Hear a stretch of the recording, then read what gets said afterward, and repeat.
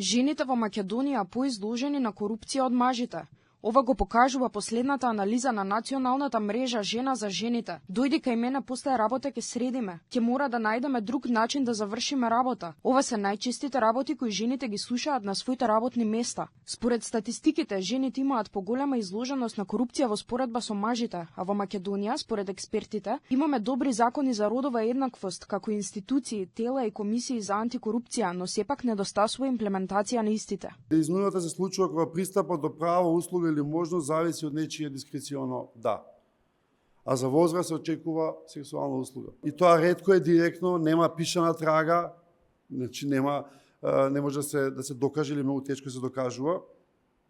И секогаш е маскирано како услуга, и јас се знам со тебе, блиски сме. Дополнително, според статистиките, колку повеќе жените се вклучени во креирањето политики и се поставуваат на високи раководни функции, толку повеќе се намалува и корупцијата. Од Државниот завод за ревизија велат дека треба да се охрабрат жените да се вклучуваат повеќе во вршењето на овие функции. Треба системот да го воспоставиме да може да се чувствуваат слободно, да може да одлучат и да сакаат да бидат на тие раководни функции. Имаме, ние пак ќе кажам, одлични закони, стратегии, само треба да правиме мерки кои што ќе ги подобрат овие состојби и пак она што викаме дека како ќе одиме повисоко со жени вклучени во раководни позиции, на високи раководни позиции, нас ќе се намалува корупцијата. Од ДКСК најавија засилена работа во судовите, подобра антикорупцијска клима, како и сет на алатки кои ќе детектираат дали жртва на корупција е маж или жена.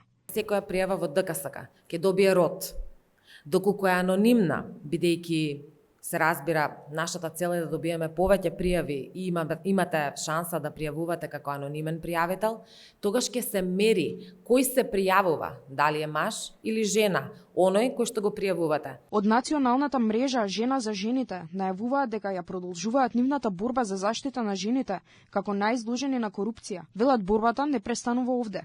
Ќе се користат сите државни алатки за стоп на родовата дискриминација.